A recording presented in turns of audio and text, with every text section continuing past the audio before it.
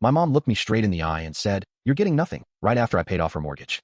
I thought she was joking. She wasn't. For 10 years, I sent money home every month. I skipped vacations, worked overtime, and delayed buying a house because my mom always said, "One day, this family will take care of each other." Then she called a family meeting. My brother was there. My sister was there. Even my cousin showed up. That's when she announced she was updating her will. I smiled. I honestly thought she was going to thank me. Instead, she pointed at my brother. "The house goes to him." Everyone clapped. I laughed awkwardly. "What about me?" The room went silent. My mom shrugged. "You make enough money." I thought I misheard her. "What? You don't need help." My brother smirked. That should have been my warning. I asked to see the paperwork. My mom refused.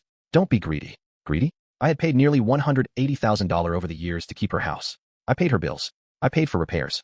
I even paid for her surgery when insurance denied coverage. But suddenly I was greedy. I left before I said something I'd regret. The next morning, my sister called. "You need to see this." "What?" "She transferred ownership already." My stomach dropped. "What do you mean?" "The house isn't in Mom's name anymore." I drove straight to the county records office. My sister was right. 6 months earlier, Mom had quietly transferred the house to my brother. 6 months. That meant every time she called asking for help with expenses, she already knew I wasn't getting anything. I felt sick. Then things got worse. I confronted her. "Why did you hide it?" She rolled her eyes. "Because you would have stopped helping." I couldn't believe it. "So you lied?" "It wasn't a lie." "What would you call it?" She crossed her arms. "Family helps family." I hung up. For weeks, I barely slept. Then my brother accidentally called me instead of someone else. I answered. He didn't realize. And what I heard changed everything. "Yeah, he's still sending money," my brother laughed. My blood went cold. Then he said something I'll never forget. "Mom says he's too stupid to figure it out." Silence. Then both of them started laughing. I recorded the entire call. Every second. I felt betrayed, humiliated, used. But I still had no idea how deep it went.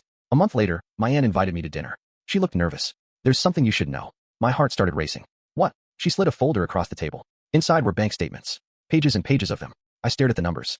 Thousands of dollars transferred every month. Not to my mom. To my brother. "What is this?" My aunt sighed. "Your mother wasn't struggling." I froze. She had money? She's had money for years. I couldn't speak. Everything suddenly made sense. The emergency repairs. The medical bills. The constant requests.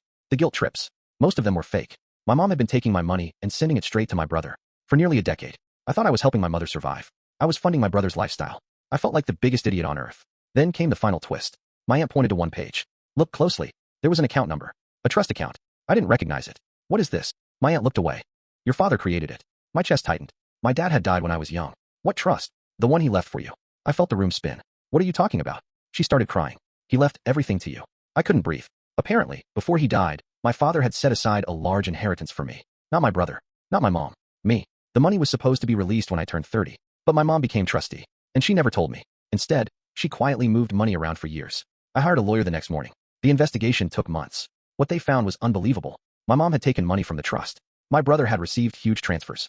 And several documents had been altered. The case exploded. Family members picked sides. Some begged me to drop it. Others admitted they'd suspected something for years. Then the court ruling arrived. My mom lost control of the trust. My brother was ordered to repay a massive amount. And the house, the one I helped pay for, the court determined part of it had been funded with trust money. It had to be sold. My brother lost it. He screamed at everyone. He blamed me. He blamed the lawyers. He blamed the court. But nobody listened.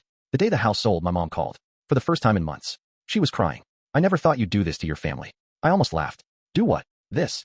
I sat quietly for a second. Then I said the one thing I'd wanted to say for years. "You did this the moment you decided I was just an ATM." She didn't answer. Neither did I. I hung up. And that was the last conversation we ever had. The people who spent years treating me like a wallet ended up losing everything they stole. And for once, the family secret finally cost the right people.